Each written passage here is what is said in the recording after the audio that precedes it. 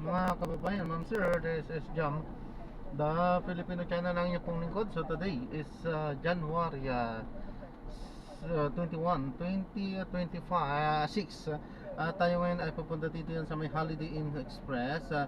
Dito yan sa may Jasmine Drive, corner ng Newport Boulevard. Barangay 183 Pasay po to.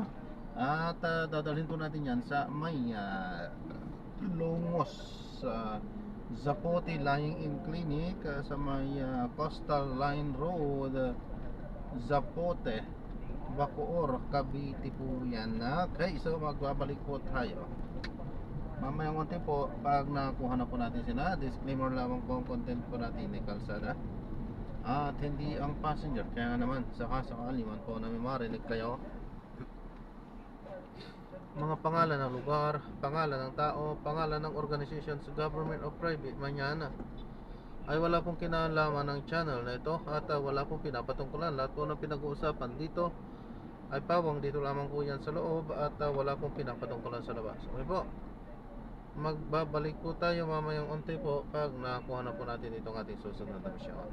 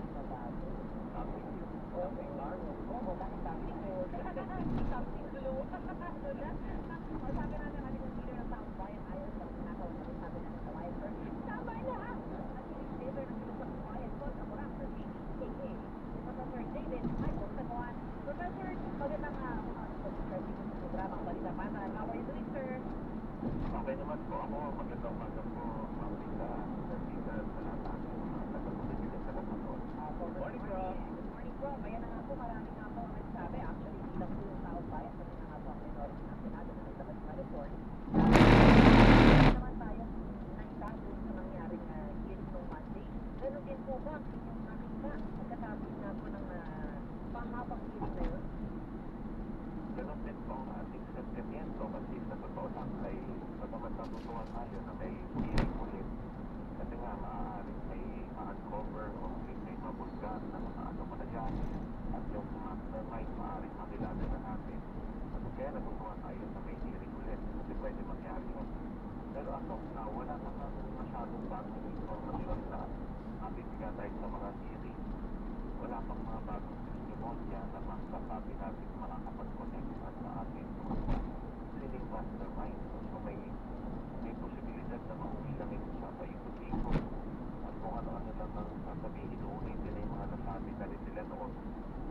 hindi hahantok sa prosecution o pagsasakdal talaga ng mga mastermind. Maaaring may posibilidad na may kongresista na mag-engage itong investigasyon o hearing na ito, pero sa ngayon wala pang masyadong bago silang nabanggit. Mga hinihintay nga natin yun nga ay maituro ng mga resource person, hindi ng mastermind. Kung hindi nila maituro ng mastermind, sino yung mas matakas sa'yo na maaaring makapagturo ng mastermind. Diba? So parang ganun yung hinihintay natin. Prof, our review para po point na po mag-a-announce na po tayo ng pamabilis ng flash report. Hold on.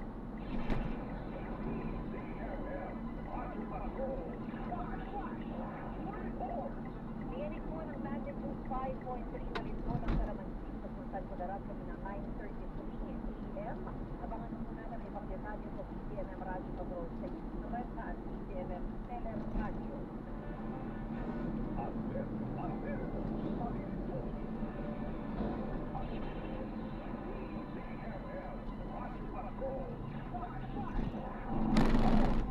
Balikan natin si Professor David Michael sa Buwan. Professor, thank you for holding po. Salamat po. Yan. Kaya ang tungkol doon sa mga nangyayari sa hearing, no, papanawagan natin sa Kongreso at Senado, tiyakin na yung mga hearing, may kahihinat na, no? Napunta sa prosecution ng mastermind, matukoy talaga sino ba yung may gagagawan ng lahat ng yan. Kaya ang dami ng mga cabinet officials na nag-resign, pinag-resign, pinangalanan na ibang resource persons. Pero bakit hanggang ngayon, kahit malapit sila sa palasyo, ay hindi pa sila nakita na natanong na ano ang involvement dito, possible involvement dito ng palasyo. So yun ay kailangan masagot dyan, lalo na alam natin na may mga impeachment cases na lumulutang, may na-file ng impeachment case na kay President Marcos, ay assume na isa o dalawang pang grupo na magsusahin at maaaring ito ay naman din ng impeachment cases na yun. So dapat ang Senado ay pinibigyan na yung mga mabibigyan na resource persons ng flood control na possible involvement ng mga Malacanang lalo pa at sa mga nakita ng public funds ng current administration at maging ng Vice President na galing po mga contractors ng solito isa rin sa dapat na naitanong ng mga senador kongresista na pagiging natin na yung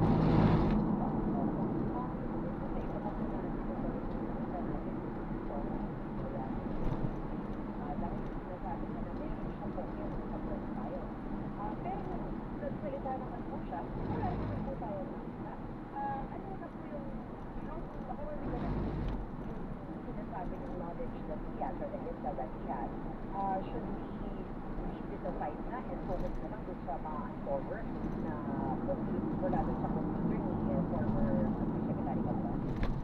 kung niya i-recant yung kanyang sinabi, kung hindi niya papawiin, so dapat ay obligahin siya na i-produce lahat ng hawak niya na datos. Ganun din sa iba pang resource persons, di ba? Kasi ang sabi nga nung iba rin niyang kapwa congressman at nang-ayos tayo doon, kung hindi naman niya ipoprovide yung datos na sinasabi niya, ayaw niya siya magsalita ng tungkol doon para makapag-focus tayong lahat sa sino talaga yung matutukoy na mastermind. Ano? At syempre, kahit na taong bayan, alam natin na para mas ma-pressure ng Kongreso at Senado dito, kailangan kami ng malalaking views na best para sa February 25, isa yan sa ating plano. So, napagsama-sama ulit ang mga grupo sa 40th anniversary ng EDCOAN. Professor, interestingly, nandito po din sa studio namin kanina ni Leandro de Cicero, pag-in-upload na niya yung part yung tinatawag na Cabral File na may mga code names pa nga na Dini, gano'n. Oo. So, ang question nga daw niya, pinapa-identify niya kay former Secretary Poloan. Sino itong Dini? Parang pa yan. Yung mga gano'n. So, at least in-upload na niya at paninindigan daw niya yun. But my question is a little different from that, Professor. Yung dynamics ngayon sa Senado, you have yung Blue Ribbon Committee na 6-7 oras yata ang nag-hearing. Tapos kinabukasan, lumabas si I.E. Marcos at saka si Marcoleta. Essentially, undermining kung ano yung nangyari doon sa hearing. What do you make of that, Professor San Juan? Sa tingin ko, nagpapakita ito ng gano'ng kalaki talaga yung bitak ng Romaldos at Pro Duterte camp no, sa Senado na kung tutusin, maaaring makatulong para pareho sanang ma-expose ano yung anomalya ng parehong side. No? Yun sana inaasahan natin eh. Pero sa ngayon, parang anong nangyayari, bagayan sila ng pangyayari. Nangyari, nahihinto yung mga investigasyon o kaya ay nag-iibalab daw yung resulta. Tapos walang impact sa prosecution o sa pagpapanagot. Kaya panawagan natin sa kanila, ano man yung panig nila, Marcos man o Duterte, tiyakin na yung trabaho nila ay magabangkalan. So, bawat testigo, bawat resource person ay patawag nila, bigay nila, itanong nila yung tanong ng taong bayan, ng mastermind. Magkano ang nakulimtan ng mga mastermind at sino pa yung dapat na ipinapatawag para talagang magkaroon ng resolution itong flood control scam na ito at ayayos na yung sistema. No? Ang nangyayari kung pinauubos sa corruption ng budget, wala ng budget sa social services. Pero ito po, ibigay ng warrant ng arrest sa laban ni Pope Villar sa sabihin na natin. Don't you consider this as an anti-inflection point? Or at the very least, symbolic of the fact na ito na, namang nagsisimula na yung pagtutak ng mga dinis. Yeah, we acknowledge po na positibo yan na kahit pa paano, isa ng senador na bigyan ng warrant of arrest, sumuko siya. Pero yun nga lang, nakapag-bail, nakapag-piyansa. So, delikado pa rin ito. So, parang pamunta pa rin tayo sa sitwasyon na maka-all-for show lang ito. Eventually ay madidismiss ang kaso kung hindi malakas ang public pressure. Kaya ang panawagan nga natin sa lahat na nag-iimbestiga, involve yung kanilang trabaho, iyakin na hindi lang ilang big fish, kundi lahat ng big fish at yung mastermind. Yan ang gusto natin malaman. Sinong mga mastermind. Kaya ang ulitin natin, panawagan din sa taong bayan na lumunok sa mga pilis protesta at patuloy na pag-usapan ito. Opo. Professor, last na lang po, no, before we let go. Sabi ni Curly, no, siya'y sinabihan ng DOG na magbalik ng pera at sila restitution at hindi sila makapasok sa Witness Protection Program. Eh, para daw sila ang pinakawan, parang sila pa yung pinakawan. Ano po ang reaction ninyo dito, sir? Ang masasabi natin dyan ay hindi naman makapira ng kanilang pahayag dahil maliwanag naman, diba, inamin nila na sila ay may nilakaw sa pera ng bayan, so dapat talaga ibalik nila yun. At dapat naiiyan sila, diba, dapat hindi nila nagsasalita ng gano'n dahil tayo ang biktima dito, hindi sila. Kaya dapat ay huwag sila magsalita ng gano'n sa taong bayan o sa gobyerno na pinabawi yung kayamanan dahil yun lang yung naranasan. Ano po, U-turn ka doon. Ito po sa kabila, no? Opo, sir. Alright. With that, we'll let you go. Maraming salamat po, Sir David. Michael San Juan, we'll talk to you again soon, sir. Salamat po. Thank you, Salamat po. Magandang umaga. Thank you po. Good morning po. Ayan, okay. Madami tayong mga learnings ngayong araw na ito. Kaya nga. Oo, hindi naman basta-basta yung ating mga nakakausap eh. Oo. Kaya ni ito si Professor David Michael San Juan, diba? Siya ang initiator ng Kabaka. Anong game? Ano lang Ginulang bayan kontra Kurekan. Ayaw mo yung tama niya. Feeling ko sinasabi lagi yun. Sa may forward pa po konti sa may 50,000 million trillion followers na nanonood on YouTube. Nako, sila Adrian, Mapo, Golden Girl, Opelia, Ito po? Ay, Menzel, Golden Warren, pa po. Zach, Ronel, Nora Damian, at Rudy. Sino pa iba? Wala na yata ko batrasan dyan, ma'am. Na, Ay, ano po, pwede diretso po. na akong kabitik siya tayo Pwede dyan. ka no? po nga, pwede ka po dyan, mag-welta ka, balik. Saan Doon po? ka lang sa service. Saan po ako pwedeng Pwede magpwede dyan. dyan? Ay, ito? Oo. Hindi ako hulihin dyan. Ay, hindi po. Hindi, yung bababaan niyo po. Saan po Sige, yung banda? pwede na po dito. Hindi, sige. Hindi, walang problema sa... Diretso na rin ako Sa doon. may pedestrian. Pedestrian na. Walang problema. Diretso ito na po yan. Lagi daw silang nanonood. Pero pwede ka po dun, sir, sa may service room. Ito, kukontrahin ko to ha. Pwede to ha. Ay, ito yung dito, Happy dyan text is one way. nakikinig ka ng nanonood sa Hindi nga, pagka diretso ka, wala. Meron Pwede pa. naman, pwede po pa direct. Kasama si Danny Buente. Thank you, sir. Thank you, 15,000. Ay, ha? Good night.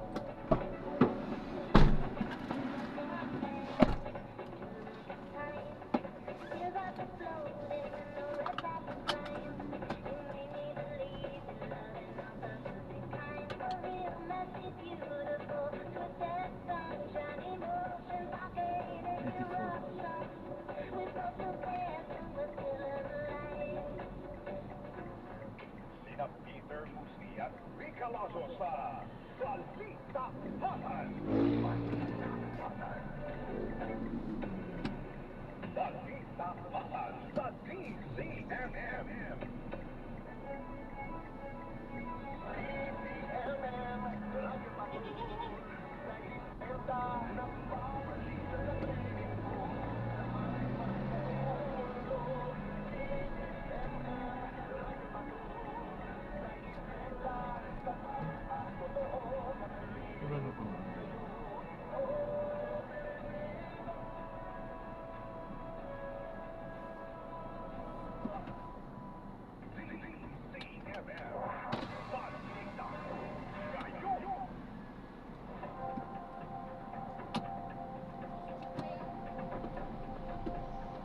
Sa pamilya, bumaba sa 37% o katumbas na mahigit 4 na milyong pamilyang Pilipino ang nagsasabing sila ay mahirap sa huling quarter ng 2025. Wala pa rin ang 4% noong third quarter, batay sa pinakabagong survey ng Octa Research. Sinabi ni Octa Pangulo David, nakaapekto sa pagbaba ng bilang, pagdating ng mga bonus, at ang patuloy na pamamahagi ng ayuda ng pamahalaan. Sa kanya nag-apply sa pagbaba ang pagbagal ng inflation. Bumaba rin ang food poverty sa 11% mula sa 4% noong nakaraang quarter o nasa 5 milyong pamilya.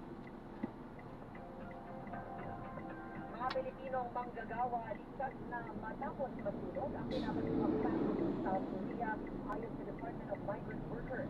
Narito ang balitang kumpirmado sigurado ang Radyo Patrol Jules Legaspi. Rika, pinumpirma ng Department of Migrant Workers o DMW na ligtas ang 8 OFW na nagtatrabaho sa nasunod na pagawaan ng plastic sa South Korea. Paliwanag ng DMW bagaman hindi napakta ng mga Pilipinong manggagawa, pansamantalang apektado ang kanilang trabaho dahil suspendido ang operasyon ng kanilang pinapatukan. Pero Boss, may matadaanan dyan? May matadaanan dito? Labor Attaché Rosemary Lopez at Welfare Officer Cornelia Chang. May daan dyan? Pabutas dyan? Wala? Pa? May daanan dyan? Wala po. Wala? Ay, papunta boss. Brigado. Dyan sana eh. Wala na, ano? Dito na lang talaga. Saan papunta? Diyan, papuntang SM. SM. Dito, sukat. Wala na, no? Ito na daan nyo. Oo nga, obligado na. Sige, sige, thank you. Yung ito sa South Korea. At yan ang balitang kumpirmado. Sigurado, ito ang Radyo Patrol. Susulit Gaspi. DZMM. Maraming salamat, Jules Legaspi. At ang mamaya sa headline ngayon, DPWH inihahanda na ang mga panibagong reklamo sa mga sangkot sa flood control mess. Ilang kongresista bumuwelta sa fundraising report ni Vice President Sara Duterte sa posibleng impeachment complaint. Magpapatupad ng 100% tax relief sa maliliit na negosyo ngayong taon. Hindi na tayo At nakatras. yan ang mga balitang kumpirmado sigurado basta't may nangyari. Pinagbabaan natin eh, nakabungod na sa pasukan sa Cavitex. Kakahiya naman kasi doon sa natin, sakay natin na paglakarin natin. Wala tuloy, baligado tayo tuloy, Cavitex, daan natin. Ba yan?